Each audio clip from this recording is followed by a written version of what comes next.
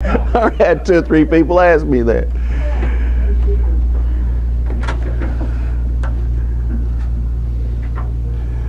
Let's move that out of the way a little bit. Well, good morning. It's good to see you this morning. I still can't get used to seeing Bill over here on this side. It's great to see you. Have you had a good week so far? It just started today, so hopefully not too much has gone awry in this short period of time. Well, we're going to look again at living in the blessings.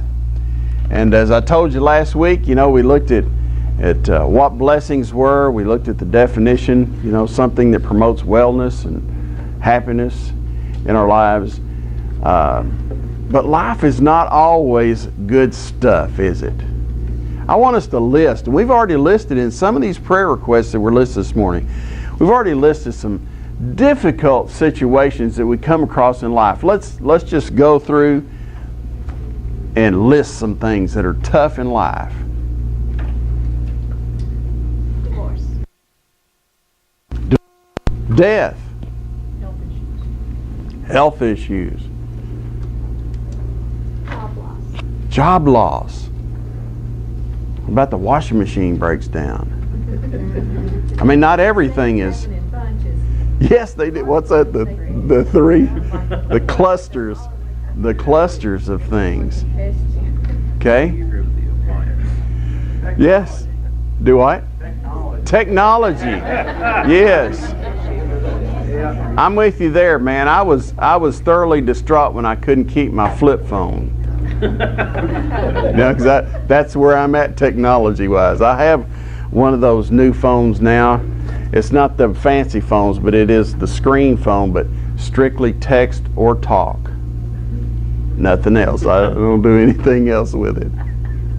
What else? What about kids? Definitely. Children's problem. Oh, Wayne, what about grandkids? Kids. You have a ball. I told my dad one time, I said, when the kids leave the house, I said, I'm going to be on the gravy train. And in his wise old way, he says, the problems just change. Right? They do. I mean, just because your kids leave the house, does that mean it's the end of the road? No, sometimes the train backs up, that gravy train backs up and brings others with it. Yeah, you ever experience that? Yeah. What are some other tough times in life? We mentioned parent care, caregivers. Okay? Those are tough things. Tough things. I'm in sort of the midst of that now for the first time. Finances. Man, the top 2 things of divorce, which we already mentioned, is what? Sex and money. That's the top 2 causes of divorce. And you know what's creeping up a strong third right now is technology. The Facebook, you've got a lot more people that are in contact with a lot more people than they really should be in contact with. Okay? And that... Everybody knows everything about everybody. Yeah. In the court of law now, I mean, that's really coming up in the divorce cases. Anything else? What about the car breaking down? Do what? Plumbing issues. Oh, yes. And man, I'm the world's worst plumber. I mean, how many of y'all know somebody who's ever broke a toilet in half? You do now. Right here. Right? You can't tighten those bolts very tight on that porcelain. It just doesn't work. It just doesn't work. Last quarter turn. Yes, just one more turn and it will stop leaking. Crunch. And then it goes snap. Yes, it does. You head to Lowe's and get another one. Right. Okay. They do come in clusters sometimes, don't they? Okay. I want to tell you a story about, first before I tell you the story, we need to, as we go into this living in the blessing, even in tough times, we've got to be careful. David said, search my heart and know me. And listen, when difficult times come, that's a great time to search your heart. God, is there sin in my life? Have I done something here? We used the example of buying a house last week. If you go out and buy a house that's way more than you can afford, then consequences are going to come. Right? But you know, the washing machine breaking down, that's just a happening of life. And happenings of life just happen from time to time, don't they? We hope they don't always come in clusters. Okay? But it's a great time to search our heart. God, are you trying to show me something in my life? Are you trying to teach me something here? But regardless, you know, I want to live in the blessings of God. Can we do that even through difficult times? Now, I mean, this gets tough here. Let me tell you a story. Cedar Hill, Texas, where our church, our last church we had a young lady, mother of two.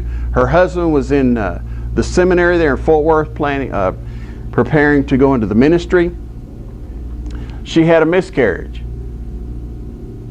And I'm not a doctor, so I'm not going to get into all the details of this, but they had to go in there and do a D&C. And ladies, you probably know what that is. I'm not real familiar with that.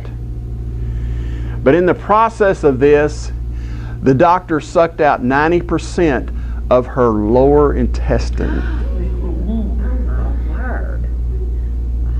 Now, folks, I mean, that's a serious. I don't know what else happened there, but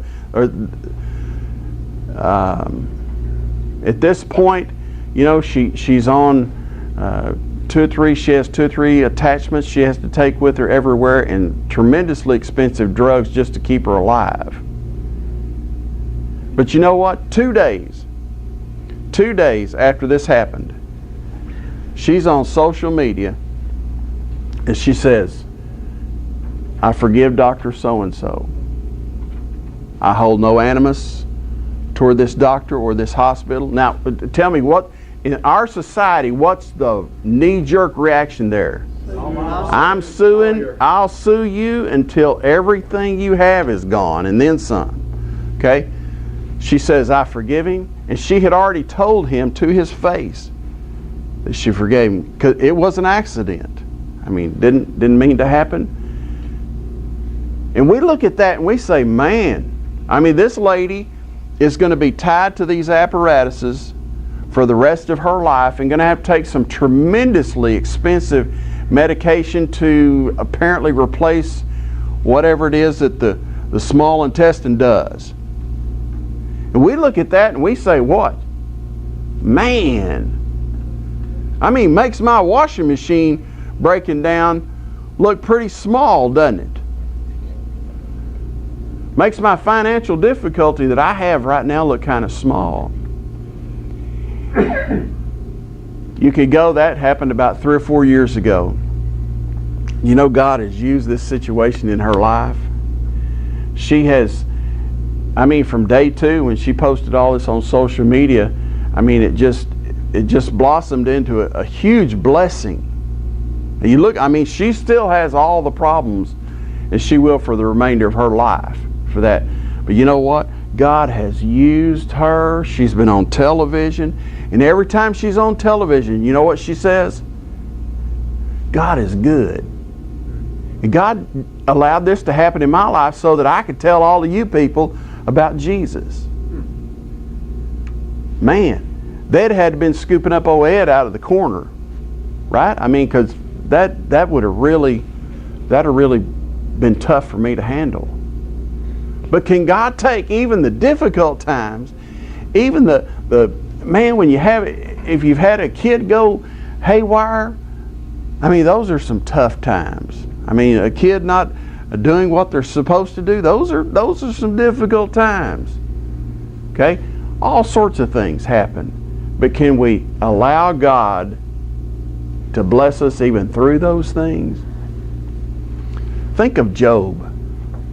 We're not going to go to Job today. Just think of Job. You remember all that stuff that happened to him? I mean, he was a very wealthy man. He lost everything. His wife really supported him, didn't she? Finally, she said what? Curse God and die. Curse God and die, you dog. You know, I mean, gee, be done with it here. Did God bless him through that? Now we're going to look at this today. One of the real important things I want you to see is sometime God has to make us uncomfortable to move us where we need to be. If certain things didn't happen in our life, we're going to see this from Joseph this morning. We're going to be in Genesis. If you want to go ahead and, that's the first book there. We're going to be in Genesis.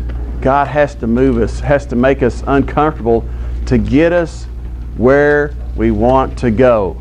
So let's go. We're going to, and usually I've taught on this before, but I usually take about 3 weeks to work through this story, but we're going to do it all in 1 week. So a lot of this I'm going to depend on you to know the story and to fill in a lot of the blanks. But in Genesis chapter 37, we'll start there. Genesis 37, verse number 1. And Jacob dwelt in the land wherein his father was a stranger, in the land of Canaan. And these are the generations of Jacob. Joseph, being 17 years old, was feeding the flocks with his brethren, and the lad was with the sons of Bilhah and with the sons of Zilpah, his father's wives. And Joseph brought unto his father their evil report. We won't take time to go into that. But now Israel, or Jacob, loved Joseph more than all his children, because he was the son of his old age, and he made him a coat of many colors. And when his brethren saw that their father loved him more than all his brethren, they hated him and could not speak peaceably unto him. Now, was this Joseph's fault? Verse 3. Do we as parents need to be careful about picking favorites among our kids? Do we? Yes, we do. We need to be careful about that. Did it cause problems? Listen, I'm one of 3, and I'm the middle child, so you know I was the persecuted one, right? But things can get, you know, in most cases with brothers and sisters, most people in here, a brother or sister, I mean, when you're growing up, you know, I got along okay with my older sister. She was 3 years older than me.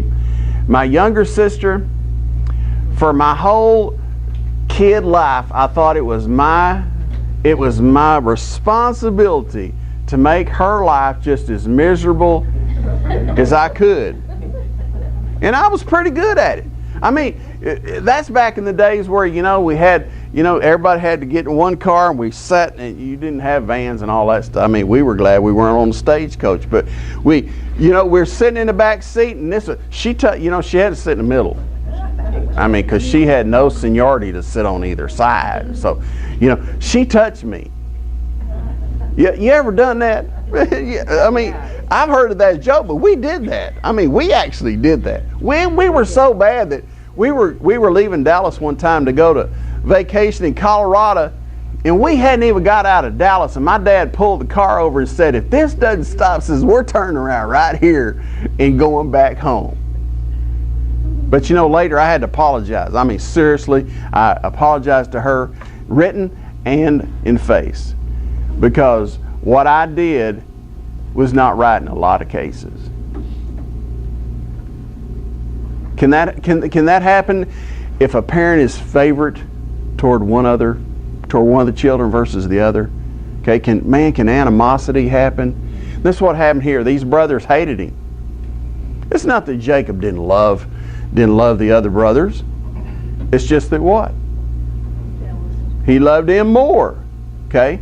So something... Let me say something. Yes, sir. It appears that these other children of Jacob were not all of one wife. That's correct. That's a problem. That starts a problem. Yes, it does. We've got our patriarchs on up pretty far in the Bible with several wives, and it always caused them problems. And you look at the Bible, Bob, the Bible and God never condoned that. Oh, no. He never condoned that. And yes, it did cause problems. Okay? So, let's go. As you look through Genesis chapter 37 and verse 5 through 10, we're not going to go into this. I hope you know about it. Joseph dreams dreams. And it's about what? It's about his brothers. Okay? Someday his brothers will bow down to him. Now listen, for brothers who already don't like you, Is that a problem? That's a problem. Okay, so he dreams these dreams and he tells them about it. What about the second dream that he had? He dreams that his mom and dad will bow down to him. Okay? You know what's one thing to have a dream? I kind of like a dream. My wife can't stand dreams. She says she doesn't sleep. But my problem with dreams is usually I don't remember them. You know, I'll be laying there just having this greatest dream. I mean, this wonderful dream. And I'll think, you know, I've got to remember this so I can tell Pam, you know, when we wake up. And I'll be usually, I don't do it for some reason. I'm probably strange. But, okay, verse 11 through 17.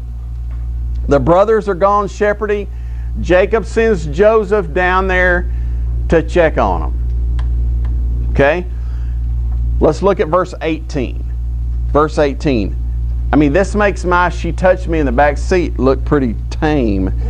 And when they saw him coming afar off, even before he came near to them, they conspired against him to slay him. How far had this gone? Gone pretty far, hadn't it? Gone pretty far. Now, is this Joseph's fault? I mean, the washing machine broke. Is that my fault? I don't know anything about washing machines except go buy a new one. He could have kept his mouth shut. He didn't have to. I kind of think he Yes, he kind of nudged it. He kind of did the back seat thing, you know. He was. People call me an agitator, like a washing machine. That's exactly what he'd do and sit there and get them going. So, okay, part of it is his fault. So Joseph's heading down there, and this is far beyond "she touched me." I mean, they're conspiring to slay him. I mean, that's really serious. Okay, not looking good for old Joseph, is it? Okay, man, he could have felt like he had a cluster of problems coming on, right? Look at what it says in verse 19 through 28. He's saved by his brother Reuben. Okay, he says, man, let's don't do that. That won't be good. He's sold by Judah, his brother. Says, well, if we're going to do something to him, we might as well make some money off of him. So they sold him to who? The Ishmaelites. That ring a bell from last week? That's the common day Palestinians, right? Okay? He sold him to the Midianites, to the Ishmaelites, who in turn resold him onto the Midianites. Verse 31 through 35, we find about the coat. What was the deal with the coat? Jacob made Joseph a coat of many colors, right? Right. Now that's all good. But that's like, Christmas coming and, my older sister got an orange and my younger sister got an apple and I got a new car. Where's the coat of many colors for the other guys? Now, once again, Joseph the Bible doesn't tell us, he said, Dad, would you make me a coat of many colors so I could stand out and all my brothers will know that I'm your favorite child? We don't see that in there. But he has the coat of many colors. What do they do with it? To try to fool their dad. They killed an animal, soaked it in blood, took it home, said, listen, man, I mean, bad things have happened to Joseph and, he's just gone. Did it work? Yeah. Did it work? Now, well, we find Joseph where? He's been sold. They threw him in a pit first, a cistern. Water, okay, until they could find a buyer for him. How are you feeling if you're Joseph? Man, this is a great day. I'm so glad I woke up today. My brothers, instead of killing me, they're going to sell me. Right? I mean, life is tough sometimes, isn't it? Life gets tough, and then sometimes it even gets tougher. But as we know the whole end of the story, all this had to happen, didn't it? God had a plan for Joseph, and it wasn't here where he was. We're going to skip verse 36. We won't read that, but that's where he's sold to Potiphar's house. Okay? verse 30, we're going to skip 38, we're going to go to chapter 39. And verse number 1, and Joseph was brought down to Egypt, and Potiphar, an officer of Pharaoh, captain of the guard of the Egyptian, bought him of the hands of the Ishmaelites, which had brought him down thither. Verse number 2, what? The Lord was with him. The Lord was with him.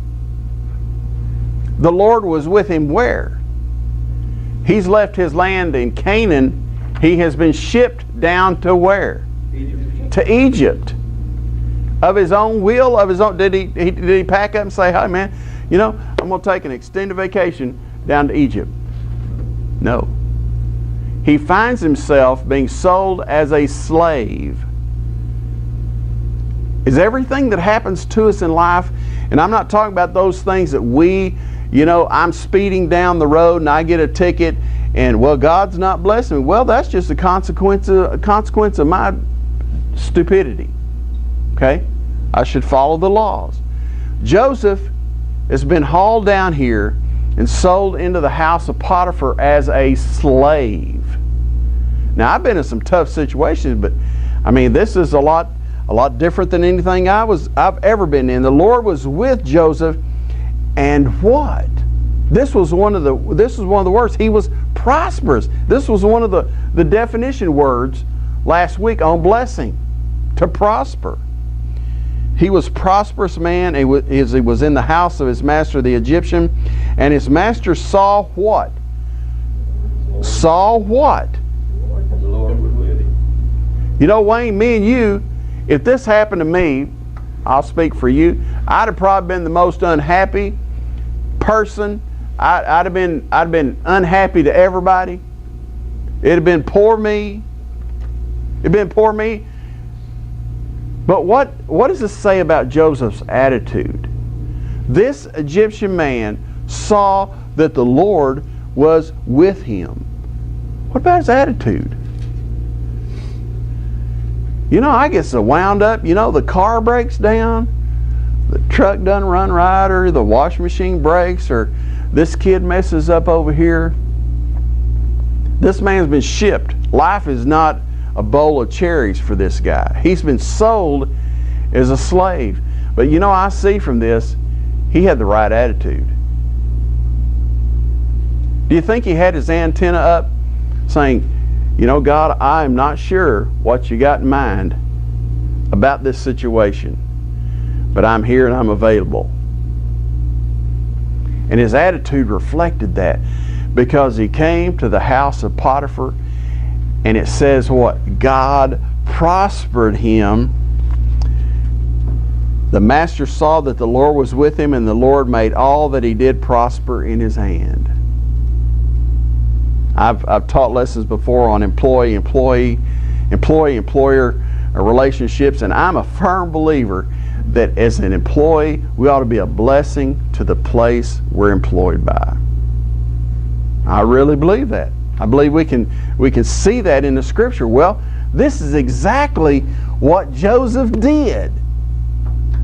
What began to happen, probably even to a greater extent, once Joseph showed up at Potiphar's house? The blessings began to fall. God blessed Potiphar's house because of Joseph. Now, did he just wake up and say, "Hey, I'm going down to Egypt and I'm going to join Potiphar's house as a slave"? No. Did God bring some discomfort in the move? Was it? Okay. This is why we need to be careful, because we can live in the blessing. Many times when we become discomforted by whatever the situation is, listen, God's moving us. God's moving us along. Is this the end of the road? If I'd have been Joseph, now look at what it says here. Joseph found grace in his sight, and he served him. Tell me how this relates to a servant or a slave here. He says, and he made him overseer of his head. He put in his hand. Huh? I mean, that in most cases wouldn't happen with a guy that was hired to be an employee of Potiphar, much less a servant, a slave who's been bought, who's not even from this part of the country. God blessed him in what? Everything that Potiphar had, he put under the hand of Joseph. Pretty good, right? But he had to get uncomfortable to get to this place. Now, I mean, life is clicking along right here now. If you were Joseph, would you have a smile on your face? Man, I would. I'm over. I mean, he's put me in charge of everything in this house. I mean, life is good. I can have a milkshake whenever I want it. You know what I mean? I'm in charge of all the finances. I'm in charge of all the other employees. Life is good. I mean, it's kind of tough to get here, but man, life is good. Well, what happens? Folks, Joseph is not yet where God needs him to be. He's on the way. We're all on the way. But he's not where God needs him yet. So what happens? You know the story. He gets falsely accused. He gets falsely accused. Sexual harassment, I guess. Potiphar's wife takes a shine to Joseph.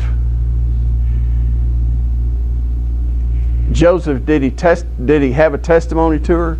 We're not going to read the passages, but he said, listen, Potiphar's put me in charge of everything, but the wife, I will not, that's off limits to me. And this apparently was an ongoing, you read the scripture and it's an ongoing situation. Till one day, what happens? She grabs hold of him. I mean, this woman is serious now, right? I mean, she grabs hold of him. She's taking matters in her own hands. And what happens? Leave your garment and flee, my man. Listen, would a lot of marriages be intact today if we did the flee instead of the stay and play? They would. Joseph's a man of integrity, though. He's a man of God. He understands that Potiphar's house is being there because God is with him. And he flees. And what's her response? You said it.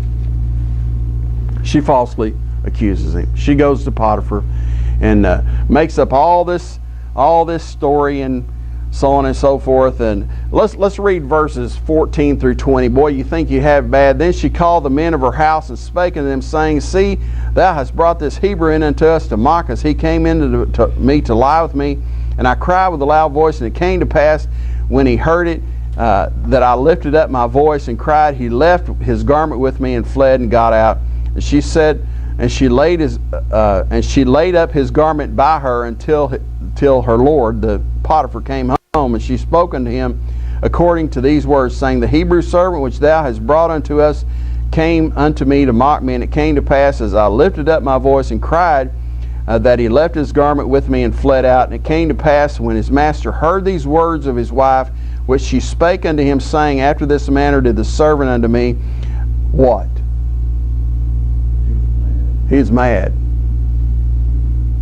Now, I mean, as a husband, isn't that our job to believe your wife? And all the women say what? Yes. Yes. Over any other man or a servant or somebody's working in your house and so on and so forth. He was very angry and his wrath was kindled.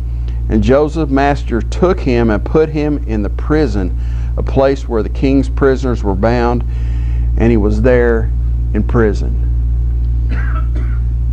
Man, can you be clicking along?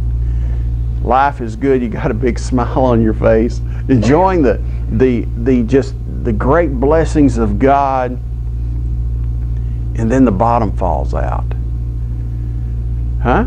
Now this is the second or third time we've seen this with Joseph, but we've got to remember what?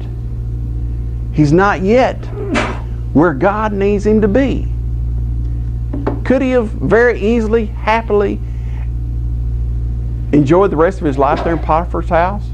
I mean, he was doing well. He was doing well. Now where does he find himself? In prison. Man, that's really the bottom falling out. I'm sure you've been there. In your life, as long as we have lived, we've all been there when the bottom just simply fell out and it was lies, lies, and more lies. Okay? Joseph didn't do it. He knew he didn't do it. Verse 39, verse 21, did God abandon him? When the kid went haywire, you know, when you get a call from the hospital or a call from jail or you know, the car breaks down or a parent has difficulties, does God just abandon us? Huh? Joseph wakes up one day and he's gone from the top of the heap down to the bottom of the heap. He finds himself in jail. Once again, poor Ed would be laid up in the corner crying and sobbing for himself. He would. Look at what we see about Joseph. Verse 21. The Lord was with him. The Lord was with him. Difficult times came. He's being blessed. He's living in the blessings of God.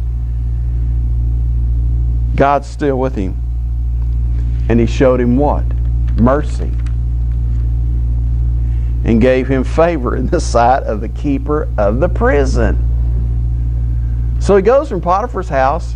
God needed him where now? Where did God need him? In jail. Now, he hadn't robbed a bank. This lady told lies about him. He knew it was a false claim. But he finds himself in jail. My mom and dad's church, I was down there for a couple of months. We had gone to church one day and the pastor's son is in prison. Falsely accused of some kind of sexual thing that happened with apparently a child that they had taken into their home to take care of. Well, out in California years and years ago. And it's my understanding it's a false accusation, but he chose not to fight it, not to bring the family, take the family through all this hullabaloo, so he's serving his time. But guess what? He started a whole ministry out there in whatever prison he's in. Right? Can it happen? If your dishwasher breaks today, you know, God may have somebody down at the appliance place that you need to see. Can that happen? The car may break down.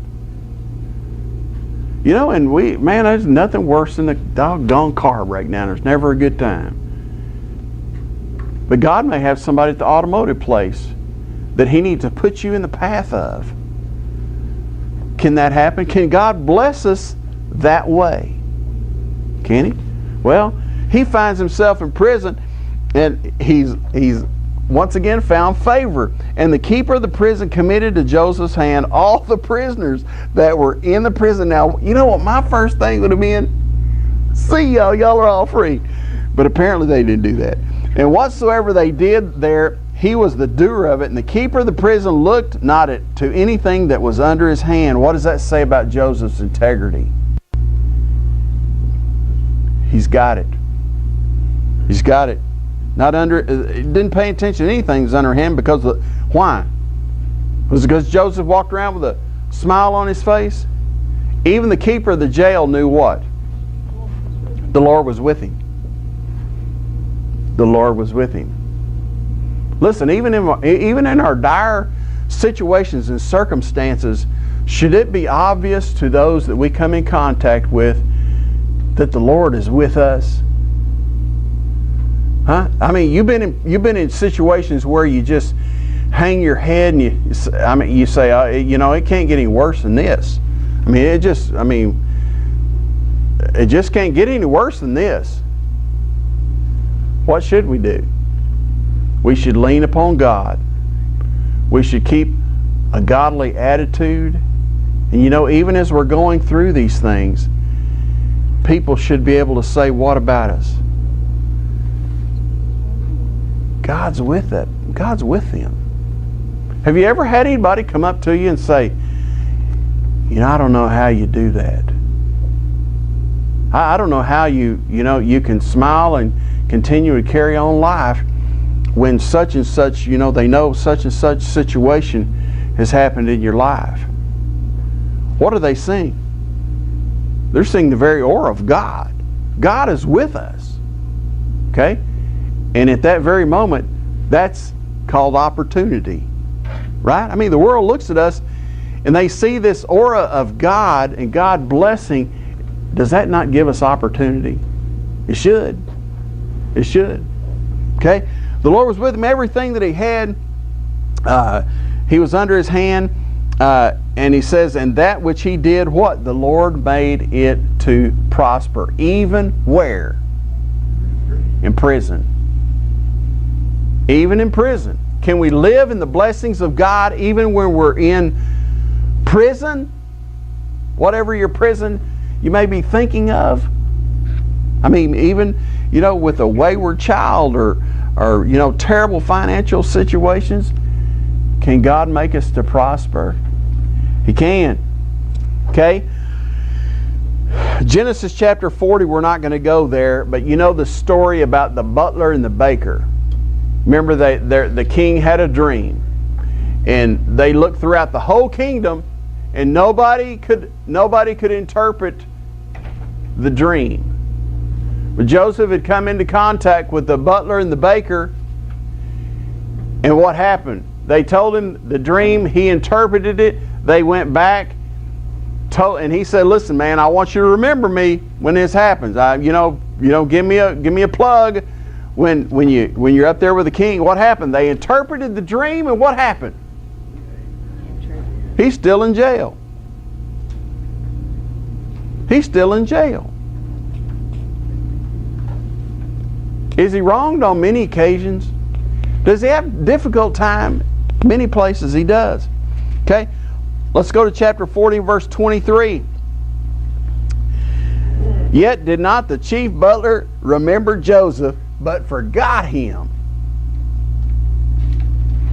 Is that a tough thing when you're sitting in jail? Is it? I mean, Joseph probably thought, this works out. What's probably going to happen? Because none of the magicians or mystic people of the king could interpret the dream. Only one person, with the help of his God, did. And then he didn't get any credit for it. No credit. What a sorry deal. You know the story about those two guys. I won't tell you about it, but they got their just rewards. 2 years passed. Is that a long time sitting in jail? Never been in jail? The thought of going to jail keeps me out of jail. That's a long time. And it's my understanding that jails in this day were not as good as the jails that we have today. Okay? But 2 years passed. Let's go to Genesis chapter 41. I know we're covering a lot of ground here. Genesis chapter 41 and verse 15 and 16. This is where he's called into Pharaoh to interpret a dream again for Pharaoh. Okay? Just see God moving Joseph. And Pharaoh said unto Joseph, I have dreamed a dream, and there is none that can interpret it. And I have heard say of thee that thou canst understand the dream and interpret it. And Joseph answered, look here now. Read this verse. Don't let this skip over here. Joseph answered Pharaoh, saying, it is not me. Now, if you're trying to get out of jail, if you had the thought of, this may be my get out of jail free card, what's most of our response? I'm your man. I am the ace. I got this covered. You just lay it out and I got it covered. That might have been the speedy and easy way to do it. But are we always called to do the speedy and easy way? Huh? No. What he says? Joseph answered Pharaoh. Now this is the king. He said, it's not in me. God shall give Pharaoh an answer of peace. Huh? Where does the credit go? Joseph had a good understanding. I'm sure by this point, he's started out in Canaan. He's been through the pit. He's been through being sold as a slave. He's been through Potiphar's house. He's been in jail now. He's got a firm grip that God's in control of this situation. Should we advance through life as God moves us with a good understanding that God's in control of this situation? This did not sneak up on God. Right? You know, it's been a few months back, and my mom was diagnosed with cancer. You know, the big C word. And I'm not talking about a little bit. She's just pretty much eat up with cancer. Did that sneak up on God? You know, my mom is moving through this. My mom's a great lady. I don't want to brag on family, but she's a very spiritual lady. She has a smile on her face all the time. She speaks of the blessings of God all the time. Can we do that? Huh? Even in, I mean, her life here is going to be short. I mean, she's on hospice now. You know, if I was on hospice, what old Ed'd be doing, you'd be shoveling him up again. Even in difficult times, can we praise for God in the world that we're in? And he says, listen, it's not me, but God's the one who is blessing and can give us the answer for this dream. Chapter 42 through 44, we're not going to go into that, but the dream was what? There's going to be 7 good years, 7 bad years.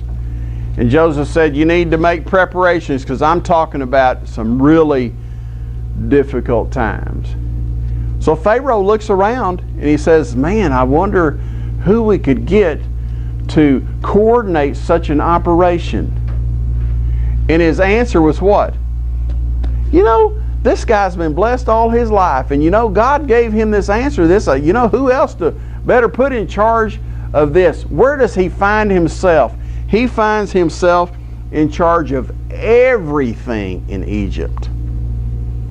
Everything. You read the story, Joseph had purchased every piece of land in Egypt before this famine was over. Did God bless him? He used that to what? Resold and had the people work back when the good years came, and it profited Pharaoh in this. A difficult time has turned into a time of blessing. But there's a bigger purpose here. There's a much bigger purpose than just Joseph being second. It says he rode in the second chariot behind the king. That's how prominent he was. There's something that's very much more important here. Look at it. Genesis chapter 45 and verse 5.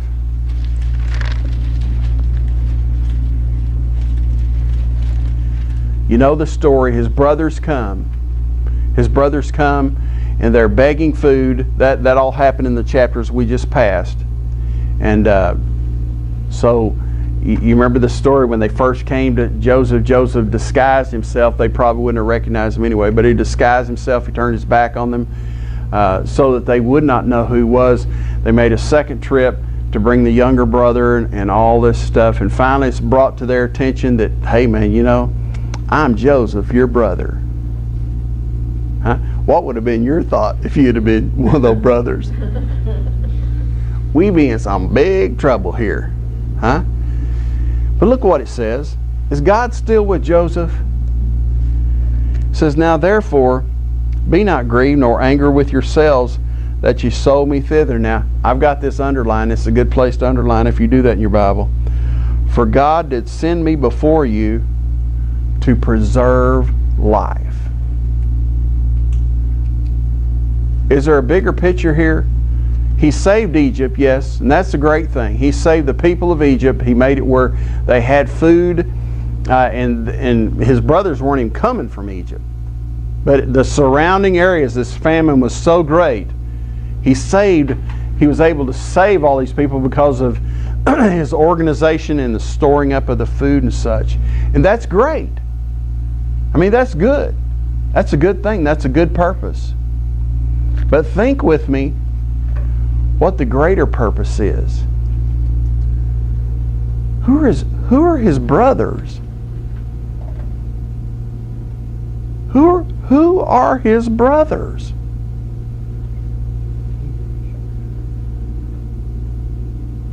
The 12 tribes of Israel.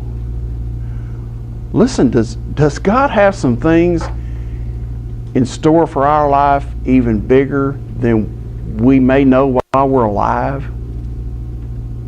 I mean, it's great that Egypt was saved, and I'm not slighting that. But the bigger picture here is Israel. The early startings of the nation of Israel are saved. Kind of difficult to think of when you're sitting in jail, huh, Carol? Kind of hard to understand when your soul is a slave and you don't see the end game. But did God have to make him uncomfortable and move him into uncomfortable situations for a great cause? Did he? Did he? I know some people that their son has been in jail. And that's never a good thing. I'm not going to ask you to raise your hand if your kid's ever been in jail.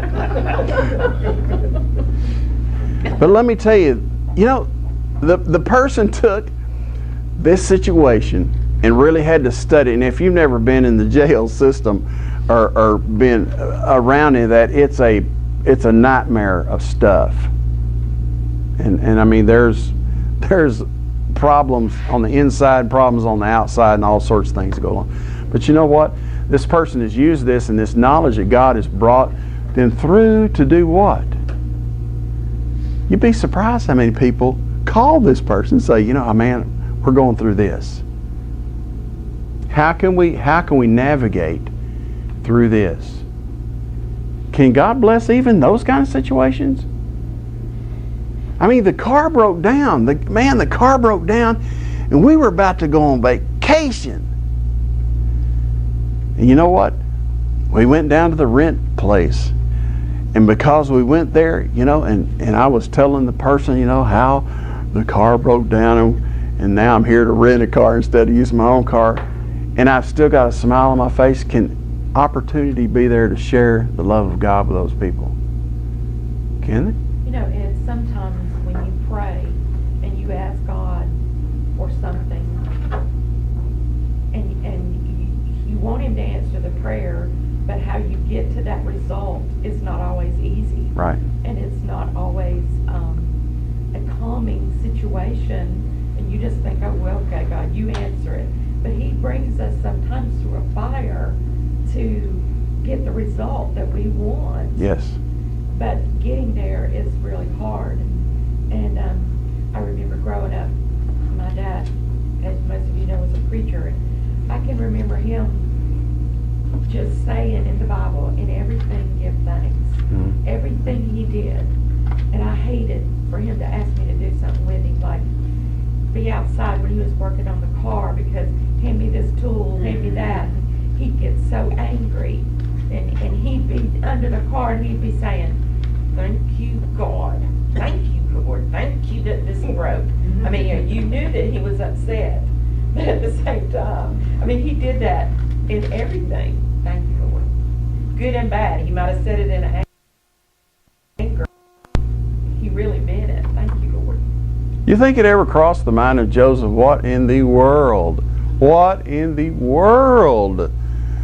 does God have in mind here? Huh? Well, that's when living by faith really takes feet. I mean, we find out whether we're people who live by faith or we're people who are living by the seat of our pants. Right? Okay?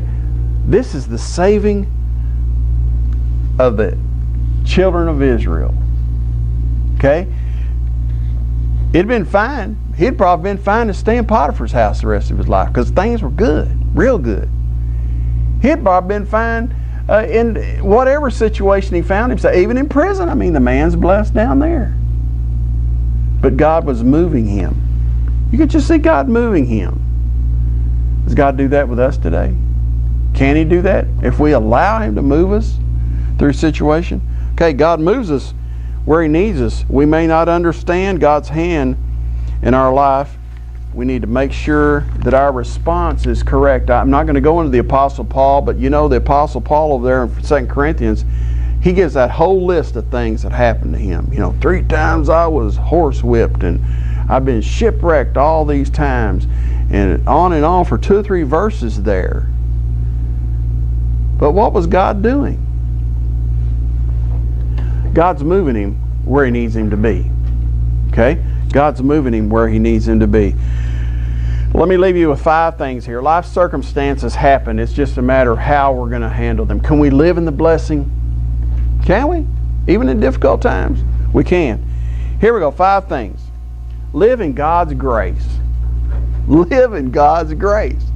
Okay? He says here that Joseph found mercy. Okay? We need to live in God's grace and God's mercy. Number 2, maintain a godly attitude. Isn't it easy when things go south to be less than what we ought to be? It is. And in many of those cases, we're taking 1 step forward and 2 steps back when our attitude is wrong. Okay? Man, and especially when it involves saying things,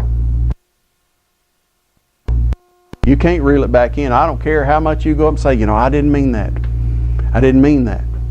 I didn't. Well, what happened? It came out. You said it. Okay? So we have to be careful of that. Maintain a godly attitude. Number 3, continue moving with God's direction. Temptation is what? Stop.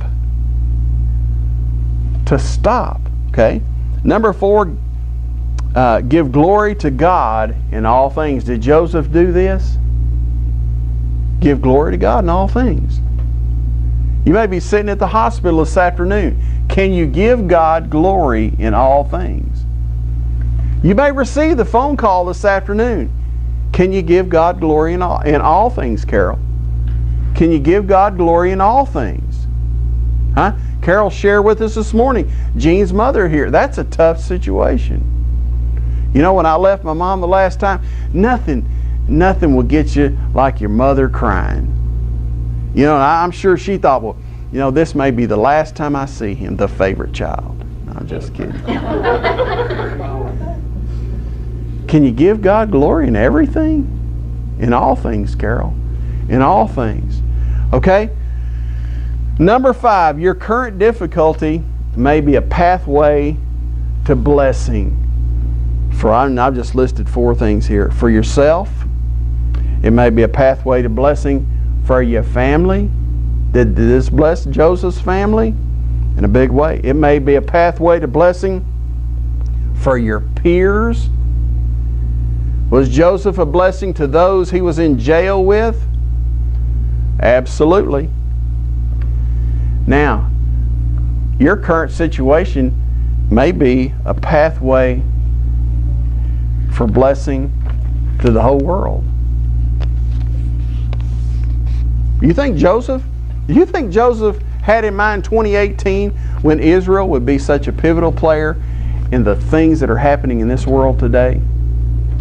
No, but you know what? He moved through a situation God placed in his life. He allowed God to move him, and he was a blessing. Is he still a blessing today? And all we Christians better say what? Bless those that bless the nation of Israel. All right. It's not always good, but we can live in the blessing. We really can. Let's have a word of prayer, and I'll let you go. Bill, lead some prayer, please. Our Heavenly Father, thank you, God, for this day. Thank you for this lesson, Lord. Be with all of us. Remember all the requests. Remember Gene, his mother, and that family. That's got to be hard. Remember all the ones in pain. Remember all the people that are hurt and need you today. Thank you, God, for all your blessings that you bestowed upon me. I know I don't deserve it. Be with us